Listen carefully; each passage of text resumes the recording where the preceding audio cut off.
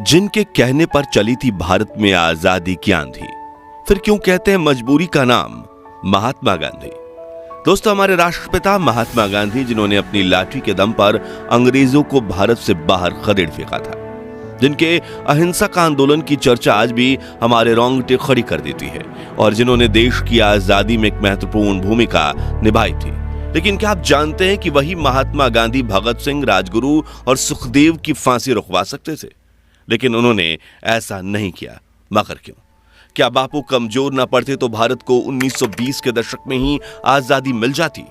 और क्या वाकई में बापू ने बंटवारे के दौरान अनशन करके पाकिस्तान को 55 करोड़ रुपए दिलवाए थे, जिसका इस्तेमाल उसने कश्मीर में भारत पर ही हमला करने के लिए किया था?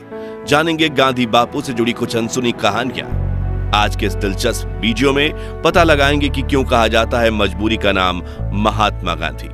लेकिन उससे पहले हर भारतीय वीडियो को लाइक करके कमेंट में जय हिंद जरूर लिखे। दोस्तों, गांधी जी की मजबूरी से जुड़ी पहली कहानी की शुरुआत होती है सन 1880 के दौर से, जब दादा अब्दुल्लाह नाम के गुजराती व्यापारी नटाल में जाकर बस गए थे। लेकिन उनका बिजनेस में काफी लॉस हुआ था और कोर्ट केस लड़ने के लिए कोई भी वकील नहीं मिल रहा था। तब उन्होंने महात्मा गांधी को दक्षिण अफ्रीका आकर उनका केस लड़ने के लिए कहा।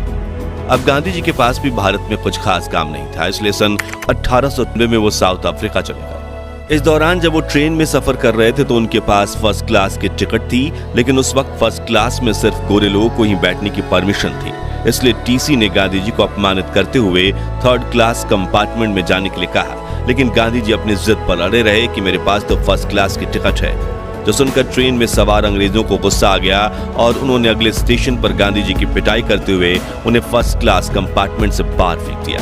उन्हें काफी बुरा लगा, लेकिन उन्होंने इस अपमान को चुपचाप सह लिया। फिर जब वो दादा अब्दुल्लाह का केस लड़ने कोर्ट में पहुंचे तो जज ने भी उनके पहनावे को अपमानित करते हुए कहा कि तुम अपनी पगड़ी उतार दो, वरना कोर्ट से बाहर निकल जाओ। गांधी जी ने इस अपमान को भी सहा, लेकिन कुछ नहीं बोले, क्योंकि एक तो उनके पास दक्षिण अफ्रीका में गुजारा करने के लिए पैसे नहीं थे, और दूसरा उन्होंने दादा अब्दुल्लाह को 1 साल काम करने का वचन दे दिया था। अब ये गांधी जी की मजबूरी थी या सहन शक्ति, इस बारे में अपनी राय हमें कमेंट्स में जरूर बताइए। खैर, अगले 1 साल तक उन्होंने साउथ अफ्रीका में भारतीयों और अश्वेतों के साथ हो रहे अत्याचारों को करीब से देखा, और सन 1894 में उन्होंने अंग्रेज सरकार के सामने मोर्चा खोल दिया और नटाल इंडियन कांग्रेस नाम के संगठन की स्थापना की, जिसका उद्देश्य भारतीयों और अश्वेतों को मतदान करने का अधिकार दिलाना था। जिसके बाद सन 1906 में गांधी ने दक्षिण अफ्रीका में पहला सत्याग्रह किया, और 7 सालों तक चले इस सत्याग्रह में उन्होंने भारतीयों और अश्वेतों को कई हक दिलवाए। इसी बीच कांग्रेस के वरिष्ठ नेता गोपाल कृष्ण गोखले ने गांधी जी को भारत आकर ब्रिटिशर्स के खिलाफ लड़ाई लड़ने के लिए आमंत्रित किया। इसके लिए उन्होंने एक पत्र भी लिखा था, और सन 1915 में गांधी जी भारत आ गए और यहाँ उन्होंने अंग्रेजों के खिलाफ अहिंसक आंदोलन शुरू किए। यहीं से शुरुआत होती है गांधी जी की मजबूरी से जुड़ी दूसरी कहानी। दरअसल गांधी जी की विचारधारा से शुरुआत में देश के करोड़ों लोग प्रभावित थे, जिनमें वीर भगत सिंह का नाम भी शामिल था। तभी गांधी जी ने अंग्रेजों के खिलाफ असहयोग आंदोलन की शुरुआत की, जिसका उद्देश्य था ब्रिटिश सरकार की कमर तोड़ देना। जिसके लिए गांधी जी ने कहा कि समग्र भारत अंग्रेजों का सहकार करना बंद कर दे, मजदूर फैक्ट्री में जाकर काम करना छोड़ दीजिए, रेलवे ट्रैक्स बिछाना बंद कर दीजिए, अंग्रेजी कपड़े खरीदने के बजाय खुद चरखा चलाकर अपने कपड़े बनाइए, ब्रिटिश उत्पादों का खुलकर बहिष्कार कीजिए और स्वदेशी वस्तुओं का इस्तेमाल कीजिए। अगले 2 सालों तक यह आंदोलन जोरों शोरों से चला। करोड़ों देशवासियों ने इस मूवमेंट में बढ़ चढ़कर हिस्सा लिया, और ब्रिटिश सरकार पूरी तरह से कंगाल हो चुकी थी, जिससे बौखलाते हुए ब्रिटिशर्स ने अहिंसा से आंदोलन कर रहे भारतीयों के खिलाफ हिंसक कदम उठाना शुरू कर दिए। पुलिस ऑफिसर्स लाठीचार्ज करने लगे और निर्दोष लोगों को कोल्ड ब्लड में मौत के घाट उतारने लगे थे। लेकिन गांधी जी पर भरोसा दिखाते हुए देशवासी सब कुछ सहते रहे। मगर फिर आया 4 फरवरी 1922 का दिन, जब उत्तर प्रदेश में गोरखपुर के पास चौरी चौरा कस्बे में प्रोटेस्ट कर रहे क्रांतिकारियों के सब्र का बांध टूट गया। दरअसल वहां ब्रिटिश प्रोटेस्ट कर रहे क्रांतिकारियों को मार रहे थे और उनके खिलाफ हिंसक कार्रवाई करने लगे, जिसके बाद क्रांतिकारियों ने एक पुलिस स्टेशन में आग लगा दी, जिससे वहां छिपे 22 पुलिसकर्मी जिंदा जलकर मर गए। अब भले ही वो पुलिस ऑफिसर्स ब्रिटिश सरकार के लिए काम करते थे, लेकिन असल में वे सभी भारतीय थे, जिससे गांधी जी को बड़ा झटका लगा। और उसके बाद से वो परेशान रहने लगे, जिसके बाद उन्होंने ये कहते हुए असहयोग आंदोलन पर रोक लगा दी कि अगर किसी ने आपकी आंख फोड़ी और आप उनकी आंख फोड़ोगे तो पूरी दुनिया अंधी हो जाएगी। अब ये कदम उठाना जरूरी था या फिर गांधी जी एक बार फिर मजबूर हो गए थे? ये जवाब हम नहीं देंगे, बल्कि आप हमें कमेंट्स में बताइए। हालांकि उस वक्त गांधी जी के इस फैसले से देश के करोड़ों देशवासी नाराज हुए थे। यहां तक कि गांधी जी को अपना पिता मानने वाले जमनालाल बजाज, जो गांधी जी के आंदोलन को फंडिंग देते थे, उन्होंने भी खादी, चरखा उद्योग, स्वदेशी स्कूल, कॉलेज और बाकी चीजें बनाने में काफी पैसा खर्च किया था, वो सब भी बंद हो गया, जिससे उन्हें भी गहरा झटका लगा। और तो और वीर भगत सिंह, जो असहयोग आंदोलन में गांधी जी का बढ़ चढ़कर साथ दे रहे थे, उनका भी गांधी जी और अहिंसा से भरोसा उठ गया और इसी वजह से उन्होंने आजादी के लिए हिंसा का मार्ग चुनने का निर्णय लिया। और यहीं से शुरू होती है गांधी जी की मजबूरी की तीसरी कहानी, जिसे लेकर इतिहासकारों का कहना है कि गांधी जी भगत सिंह की फांसी रुकवा सकते थे, लेकिन उन्होंने ऐसा नहीं किया। दरअसल सन 1930 में अंग्रेजों ने नमक पर 2400% टैक्स लगा दिया था, जिसके खिलाफ गांधी जी ने दांडी सत्याग्रह छेड़ दिया, जिसमें अहमदाबाद के साबरमती आश्रम से दांडी यानी कि आज के नवसारी तक उन्होंने 78 साथियों के साथ पैदल यात्रा शुरू की। 387 किलोमीटर की अहिंसक यात्रा में गांधी जी के साथ हजारों लोग जुड़ने लगे और भीड़ इतनी बढ़ गई कि काबू करना नामुमकिन हो गया, जिससे तंग आकर अंग्रेजों ने इस आंदोलनकारियों पर लाठीचार्ज करते हुए पीटना शुरू कर दिया। गांधी जी ने भी मार खाई और उनके साथ हजारों क्रांतिकारियों ने भी, लेकिन वो चलते गए। जब गांधी जी का यह आंदोलन समग्र भारत में न फैल जाए, उसके डर से वायसराय लॉर्ड इरविन ने गांधी जी के साथ 60,000 भारतीयों को अरेस्ट करवा दिया। हालांकि वो गांधी को ज्यादा समय तक जेल में नहीं रख सकते थे, इसलिए उन्होंने गांधी जी से बात करके गांधी इरविन पैक्ट बनाने का फैसला किया। इस इरविन पैक्ट की वजह से भगत सिंह और उनके साथियों को फांसी हुई थी, मगर कैसे, वो जानने से पहले हमें यह समझना होगा कि आखिर गांधी जी और इरविन समझौता क्या था। इस समझौते में गांधी जी ने ब्रिटिश इरविन से ये कहा था कि जो भारतीय ब्रिटिश हुकूमत के खिलाफ अहिंसक आंदोलन कर रहे हैं, वो ना तो आपके खिलाफ लाठी उठा रहे हैं और ना ही हाथ, बस आपकी आवाज उठाकर बात आप तक पहुंचा रहे हैं, तो आप उन्हें गिरफ्तार मत कीजिए। और दांडी सत्याग्रह में भी जिन अहिंसक फ्रीडम फाइटर्स को गिरफ्तार किया गया, उन्हें छोड़ दीजिए। वायसराय इरविन ने कहा, ठीक है, लेकिन मैं भगत सिंह, राजगुरु और सुखदेव का क्या करूं? इन्होंने तो ऑफिसर्स जेपी सॉन्डर्स की हत्या की है। तब गांधी जी बोले, आपको जो ठीक लगे वो कीजिए। गांधी जी के इस रुखे फैसले की बात जब कांग्रेस के सामने आई, तब सुभाष चंद्र बोस समेत कई लोगों ने भी गांधी जी और इरविन के समझौते का विरोध किया। वे मानते थे कि अंग्रेज सरकार भगत सिंह की फांसी की सजा माफ नहीं कर सकती थी, तो समझौता करने की कोई जरूरत नहीं थी। वहीं करोड़ों देशवासियों ने भी भगत सिंह के बिना समझौते को स्वीकार करने के गांधी जी के समझौते का विरोध किया।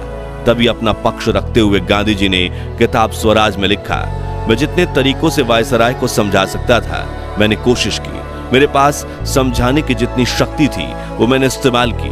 23वीं तारीख की सुबह मैंने वायसराय को एक निजी पत्र लिखा, जिसमें मैंने अपनी पूरी आत्मा उड़ेल दी थी।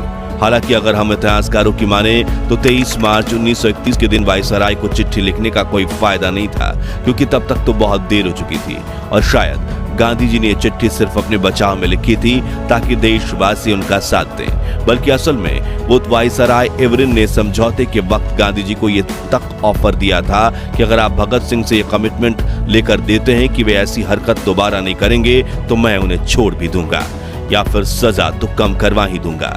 लेकिन गांधी जी ने कहा कि मुझे नहीं पता कि वो भविष्य में बदलेंगे या नहीं, इसलिए मैं उनका साथ नहीं दूंगा और उनकी जिम्मेदारी नहीं लूंगा। ऐसे में कहीं ना कहीं भगत सिंह की फांसी के पीछे की वजह गांधी इरविन समझौते को भी माना जाता है। हालांकि ये कहना गलत नहीं होगा कि गांधी जी के कहने पर ही शायद वीर भगत सिंह अंग्रेजों के सामने बिल्कुल नहीं झुकते, क्योंकि उन्होंने खुद अपनी सजा माफी की अर्जी देने से इनकार कर दिया था और तब उनके पिता ने इसके लिए अर्जी लगाई तो उन्होंने बेहद कड़े शब्दों में पत्र लिखकर इसका जवाब दिया था। वहीं भगत सिंह, राजगुरु और सुखदेव के इस बलिदान ने ही करोड़ों देशवासियों में आजादी से लड़ने के लिए आग को जागृत किया, इसलिए उनका बलिदान तो व्यर्थ नहीं गया। खैर, क्या भगत सिंह का साथ ना देना गांधी जी का अहिंसा से जुड़े वसूलों के लिए जरूरी था, या फिर ब्रिटिशर्स के सामने एक बार झुकना उनकी मजबूरी थी? इस बारे में अपनी राय कमेंट्स में बताइए। अब गांधी जी को मजबूर और असहाय ठहराने वाली चौथी कहानी है भारत पाकिस्तान के बंटवारे की कहानी। तो जब अंग्रेज भारत से अपनी पकड़ खो रहे थे तब उन्होंने भारत को आजादी देने का फैसला किया ताकि भारतीयों के पैरों तले कुचलने के बजाय वो सही सलामत ब्रिटेन लौट सके। तभी मोहम्मद अली जिन्ना ने मुस्लिमों के लिए अलग देश की मांग कर दी, जो सुनकर गांधी जी को बड़ा झटका लगा। उन्होंने माउंटबेटन को समझाने की कोशिश करते हुए कहा कि तुम इंडिपेंडेंस देकर चले जाओ, हम बंटवारा का बाद में देख लेंगे। लेकिन अंग्रेज तो भारत के ऊपर अपनी खुन्नस निकालना चाहते थे, इसलिए उन्होंने कहा कि फैसला तो अभी होगा। तब गांधी जी ने जिन्ना को भी समझाने की कोशिश की, लेकिन जिन्ना नहीं माने, बल्कि उन्होंने तो कलकत्ता में हिंदू मुस्लिम दंगे शुरू करवा दिए, जिसमें 5,000 से 10,000 भारतीय मारे गए और इस घटना को ग्रेट कोलकाता किलिंग कहा जाता है।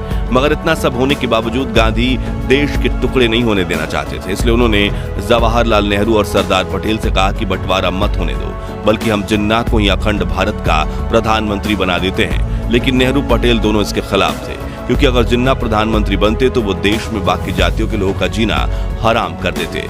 इसलिए पंडित नेहरू और सरदार पटेल को एक गुलामी से आजाद होकर दूसरी गुलामी के दौर में जाने का बिल्कुल मन नहीं था। तभी गांधी जी अपनी ही कांग्रेस पार्टी के नेताओं को मनाने के लिए कई बार अनशन पर बैठ गए थे, लेकिन इस बार नेहरू पटेल अड़े रहे और माउंटबेटन देश का बंटवारा करने में कामयाब हो गए। यहाँ गांधी जी की लीडरशिप कमजोर पड़ती हुई देखी गई थी। खैर, इस बंटवारे को लेकर यह बात भी कही जाती है कि भारत और पाकिस्तान के बीच सिर्फ जमीन का बंटवारा नहीं हुआ, बल्कि संसाधनों का भी बंटवारा हुआ था।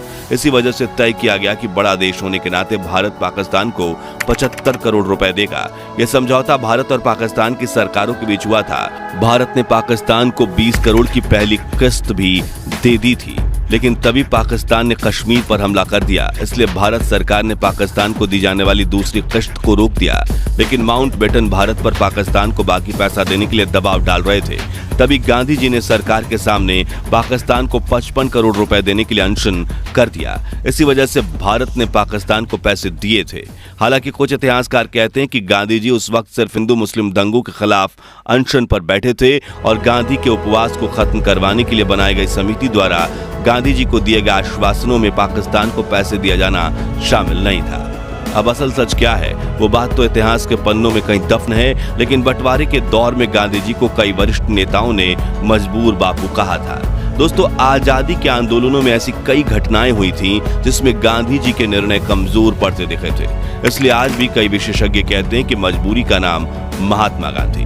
खैर, क्या महात्मा गांधी वाकई में मजबूर थे? और क्या गांधी जी की अनसुनी कहानियां सीरीज का आप पार्ट 2 देखना चाहते हैं? कमेंट्स में बताइए। वीडियो पसंद आई हो तो इसे लाइक शेयर करके 11,000 लाइक्स के लक्ष्य को हासिल करने में हमारी मदद कीजिए। महान भारत के इतिहास से जुड़े ऐसी रोमांचक वीडियोस के लिए हमारे चैनल को सब्सक्राइब करके पास वाली घंटी जरूर बजा दीजिए। जय हिंद, जय भारत।